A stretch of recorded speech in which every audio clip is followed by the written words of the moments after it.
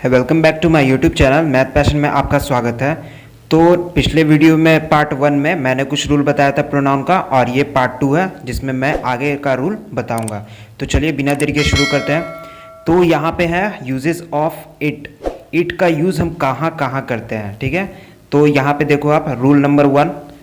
Rule number 1 क्या कहता है कि इट का यूज़ नॉन लिविंग थिंग और एनिमल में किया जाता है। इट का यूज़ एग्जाम्पल से आपको समझ में आएगा। I have a pen, it writes well. देखो ये पेन क्या है आपका, एक पेन तो ये आपका नॉन लिविंग थिंग है। तो नॉन लिविंग थिंग के ठीक बाद या पहले आप इट का यूज़ कर सकते हैं, ठीक है। तो ये नॉन लिविंग थिंग पेन हुआ, तो यहाँ पे इट का यूज़ हो गया, इट राइट्स वेल। फिर नेक्स्ट नंबर है आपका, the horse is injured, it needs treatment. तो देखो यहाँ पे हॉर्स क्या आपका, हॉर्स तो एक एनिमल है, जानवर है एक। तो इसके बाद हमारा क्या यूज़ हो गया, इट का यूज़ हो गया। एनिमल के रिस्पेक्ट में ही तो इट का यूज़ करना है। तो यहाँ पे हॉर्स के ठीक रिस्पेक्ट में इट का यूज़ यहाँ पे किया गया। तो the horse is injured, it needs treatment. फिर देखिए नेक्स्ट रूल, यहाँ पे कुछ नहीं आपको फर्स्ट रूल में देखना है, सिर्फ नॉन लिविंग थिंग हो और एनिमल हो तो हम इट का यूज़ करेंगे। फिर नेक्स्ट रूल में क्या कहता है, इट का use time, date, month, year हो गया, डिग्री हो गया, डिस्टेंस हो गया और टेम्परेचर हो गया। इन सभी में हम क्या यूज़ करते हैं, इट का यूज़ करते हैं। तो ये देखिए आपको एग्जाम्पल से सब कुछ क्लियर हो जाएगा। एग्जाम्पल में देखो, इट इज़ 2 o'clock। तो देखो ये टाइम में यूज़ हुआ ना, ये फर्स्ट नंबर एग्जाम्पल टाइम में यूज़ हो गया। It is 2 o'clock। It is 2 kilometre from here, distance में इट का यूज़ किया गया। It is 14th September, date में यूज़ किया गया इट का।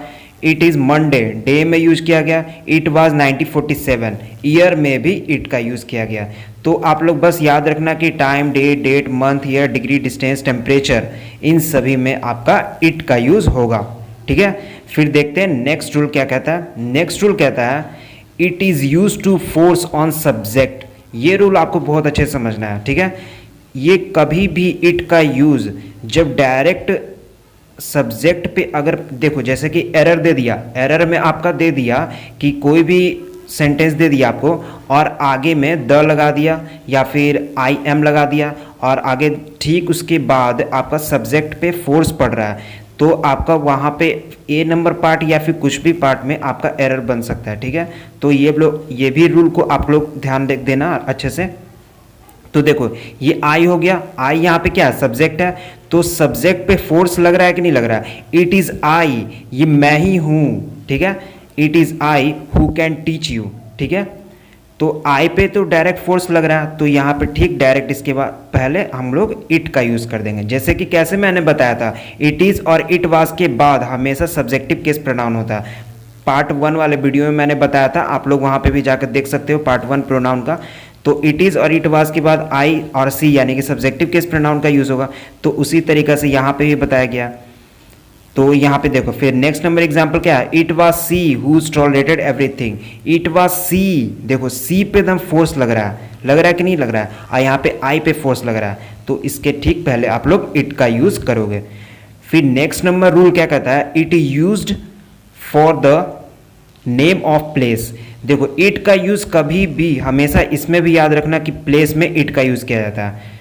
देखो एग्जांपल से आप लोगों को समझ में, I live in Patna, it is the capital of Bihar.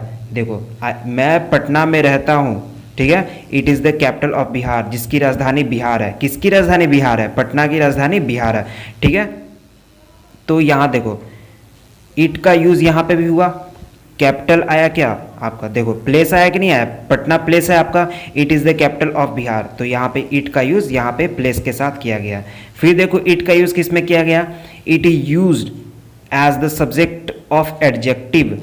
Adjective में भी आपका इट का यूज़ होगा। देखो एग्जाम्पल से मैं आपको समझाता हूँ, it is easy to speak English, यहाँ पे दिया हुआ है it is easy to speak English. तो यहाँ पे ईजी आपका क्या है, एक एडजेक्टिव हो गया, और एडजेक्टिव के साथ हमेशा हमको क्या यूज़ करना है, इट का यूज़ करना है।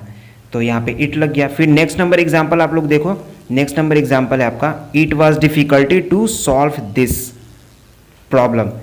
तो यहाँ पे देखो डिफ़िकल्टी आपका क्या हो गया, एडजेक्टिव हो गया। तो एडजेक्टिव के साथ हमें क्या यूज़ करना है, एडजेक्टिव के साथ हमें इट का यूज़ करना है, ठीक है। तो आपको ये सब रूल जो है इट का आपको हमेशा याद रखना है कि प्लेस में हो गया, टाइम डेट हो गया, नॉन लिविंग एनिमल में हो गया, फिर से आपका फोर्स ऑन सब्जेक्ट में, ये सब में आपको अगर आप याद कर लोगे तो इट वाला जो भी एरर आता है वो आपसे छूटेगा ही नहीं, ठीक है। तो फिर देखो नेक्स्ट नंबर हम अब रूल पे चलते हैं।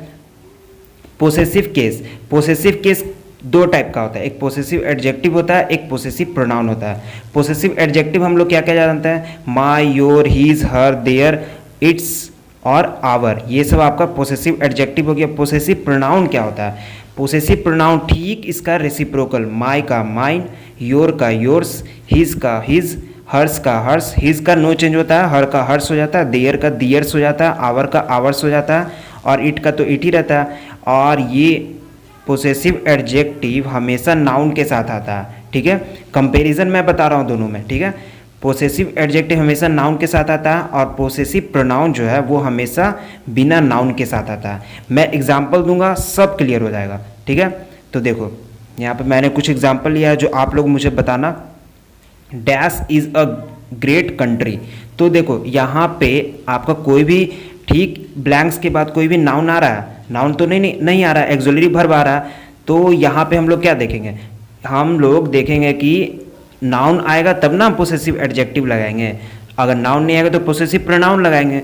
तो विदाउट नाउन के साथ हमारा क्या आता है, पोसेसिव प्रोनाउन आता है। तो विदाउट नाउन हमारा यहाँ पे क्या हो गया, आवर्स हो गया। तो यहाँ पे फर्स्ट नंबर में क्या होगा, आवर्स हो जाएगा, ठीक है।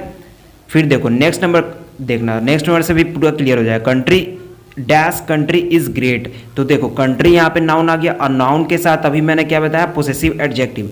और पोसेसिव एडजेक्टिव हमारा कौन होता है, जिसमें एस नहीं होता है, यानी कि आवर, यानी कि आवर कंट्री इज ग्रेट, ठीक है। फिर देखो mobile is new, dash mobile is new, तो मोबाइल हमारा क्या है, नाउन है।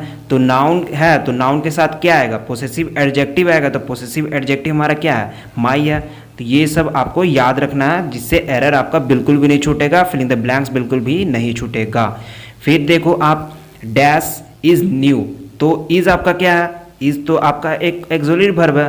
तो यहाँ पे विदाउट नाउन के साथ कौन आता है, पोसेसिव प्रोनाउन आता है। तो पोसेसिव प्रोनाउन हमारा क्या है, माइन हो गया। तो यहाँ पे माइन हमारा करेक्ट हो जाएगा।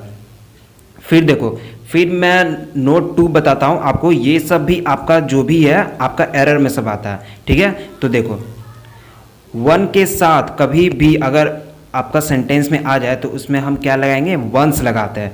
एग्जाम्पल से वन शुड लव कंट्री, तो देखो यहाँ पे हीज आएगा कि वंस आएगा, आप लोग मुझे प्लीज़ कमेंट करके बताना, मुझे देखना है। तो यहाँ पे आप लोग बताओ, one should love dash country, तो वन है तो यहाँ पे क्या आएगा, वंस आ जाएगा, ones country, sorry ones country. फिर देखो वन बॉय के साथ हमेशा हिज का यूज़ करेंगे। बॉय है तो सीधा से बात है हिज ही होगा, ये सबको तो याद रखने की ज़रूरत ही नहीं है, एकदम तुरंत फटाफट एकदम धड़ाधड़ लगते चला जाएगा वहाँ पे। तो one boy can do his work, तो यहाँ पे हिज यहाँ पे हो गया हमारा करेक्ट ऑप्शन। फिर देखो वन गर्ल के साथ हमेशा हमें क्या यूज़ करना है, हर का यूज़ करना है। गर्ल के साथ सी का ठीक अपोजिट हर, तो यहाँ पे इसे भी याद रख, मुझे नहीं लगता याद रखने का ज़रूरत भी है, ये तो अपने आप आपके माइंड में आ जाएगा। One girl should respect her parents, ठीक है। फिर देखो वन ऑफ देम के साथ हमेशा हिज, ये याद रखने वाला है, तो इसे आप लोग याद रखना। वन ऑफ देम के साथ हमेशा सेंटेंस में कभी भी मिल जाए वन ऑफ देम, तो उसके साथ हमेशा हम क्या यूज़ करेंगे, हिज का यूज़ करेंगे। तो यहाँ पे डायरेक्ट आप लोग बिना देखे हिज लगा देना, वन ऑफ देम जहाँ दिखे हिज, ठीक है। फिर देखो नेक्स्ट नंबर नोट क्या कहता है कि everybody, somebody, nobody, anybody, everyone, someone, no one, anyone. Body और वन के साथ हमेशा आप लोग याद रखना, बडी और वन के साथ हमेशा हम लोग क्या यूज़ करते हैं, हिज का यूज़ करते हैं, ठीक है।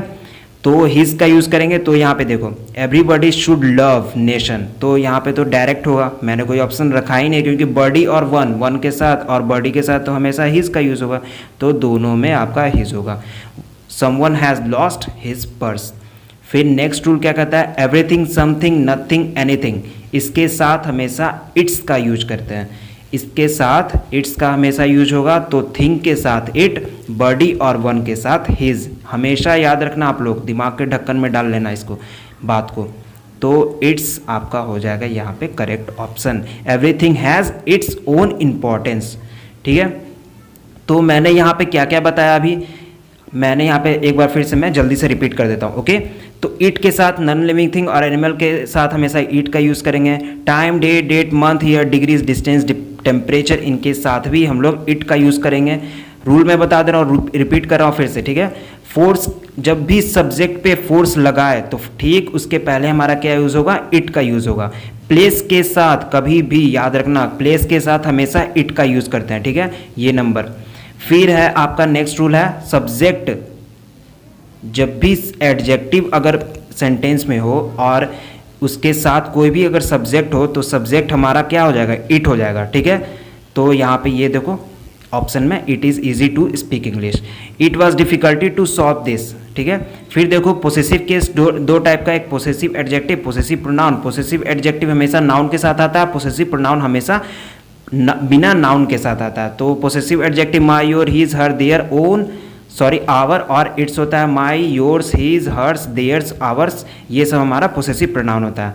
तो यहाँ पे वन के साथ वंस का यूज करेंगे, वन बॉय के साथ हिज यूज करेंगे, वन गर्ल के साथ हर यूज करेंगे, वन ऑफ देम के साथ हिज का यूज करेंगे। फिर देखो बडी और वन कभी भी आ जाए तो उसके साथ हम लोग हिज लगाते हैं। Everybody, somebody, nobody, anybody, everyone, someone, known, anyone के साथ हम लोग हिज का यूज़ करेंगे। एवरीथिंग, समथिंग, नथिंग और एनीथिंग, इनके साथ हमेशा ये भी बात को याद रखना आप लोग कि इट्स का यूज़ होगा, ठीक है। तो ये सब रूल आपको बहुत ही अच्छे से याद रखना है, क्योंकि इन्हीं सब रूलों से आपका एरर आता है और एरर छूट जाता है, तो आप लोग का एग्ज़ाम जो है सही नहीं जा पाता है। तो आप लोग इसे कमांड अच्छे से प्रैक्टिस करना है, इस पर मैं प्रैक्टिस करवाऊंगा। और तब तक के लिए अगर आप लोग चैनल पे नए हो तो सब्सक्राइब करो, लाइक करो और वीडियो को शेयर कर दो, ताकि नेक्स्ट वीडियो का नोटिफिकेशन आपके पास जल्दी पहुंच जाए। बेल आइकन को प्रेस कर लोगे तो। तब तक के लिए घर पे रहिए, सुरक्षित रहिए, अपना ध्यान रखिए। जय हिंद, वंदे मातरम।